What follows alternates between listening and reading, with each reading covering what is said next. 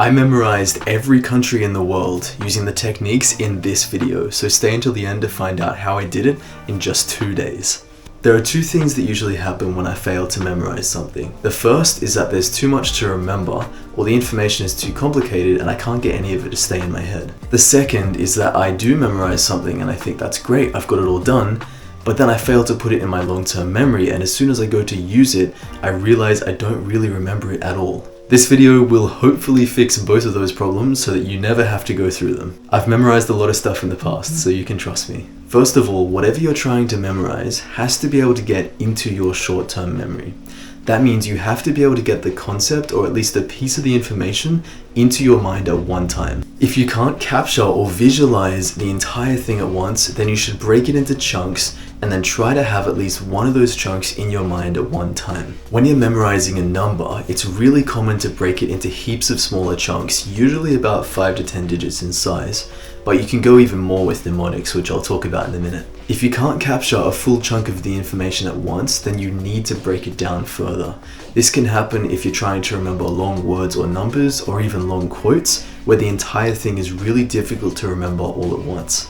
If this happens with a quote, try breaking it down into sentences or even smaller groups of words if you have to. Don't worry if you can't store a lot in your short-term memory right now, it can be improved with practice, which means eventually you'll be able to remember anything. There's actually a secret technique that you can use to increase how much you can remember at once. The technique is using mnemonics. Now, these have been around for ages, so they're not really a secret, but a lot of people aren't using them to their full potential. Mnemonic techniques can be extremely powerful, especially for allowing you to remember massive chunks of information very quickly. The most commonly used mnemonics are acronyms, acrostics, and rhymes, but there are heaps of others that don't involve words and letters. I will make videos on mnemonics eventually, and also some videos where I use those mnemonics to memorize things, but for now, I'm just going to give you an overview.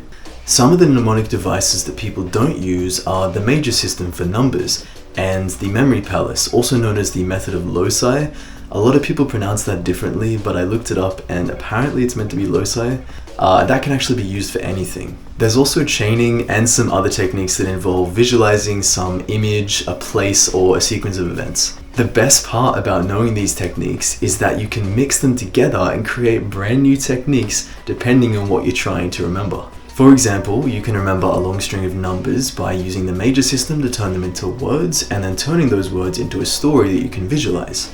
Also, if you've watched this much of the video, you should subscribe so you can see what I make next. Once your information is in your short-term memory, it's going to stay there for a little bit, but pretty soon it's going to vanish.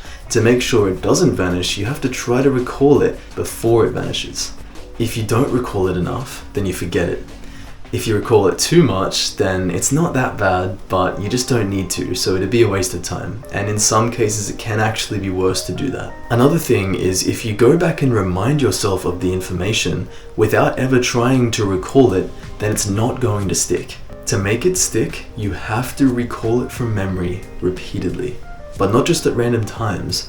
If you space it just right, then you'll be doing something called spaced repetition. This is a technique where you have an increasing amount of time in between your recalls. The idea is that you set up your mnemonics or whatever preparation techniques you're using, and you practice recalling once after a few minutes. Then, if you can do that successfully, you try recalling again after a few hours. If you fail to recall the answer, then you just remind yourself what it is and then try again after about the same amount of time, or maybe a little bit less. Eventually you will get it, and that's when you can start increasing your time. And the good thing about this is that in between your recalls, you don't have to think about what you're memorizing at all. The reason this is so powerful has to do with the increasing space. Your brain has to get used to remembering that information for a longer and longer period of time. After you recall something brand new, you're probably not going to remember it for very long because it's something you use just one time. By recalling the information just before it's likely to be forgotten, you're going to strengthen the connections in your brain so much better. To improve your memory massively, make sure that you first of all chunk what you're trying to memorize, then use mnemonics, but only if you choose to and if it applies to what you're memorizing, and then finally, try to use spaced repetition wherever you can because it seriously helps you retain the information. So really, it's just preparing the information and then putting it into your long-term memory. That's all it is. These steps are basically how to memorize anything. There are of course more advanced techniques, but I won't talk about them in this video. I hope you enjoyed the video. Please subscribe if you want to see what I make next.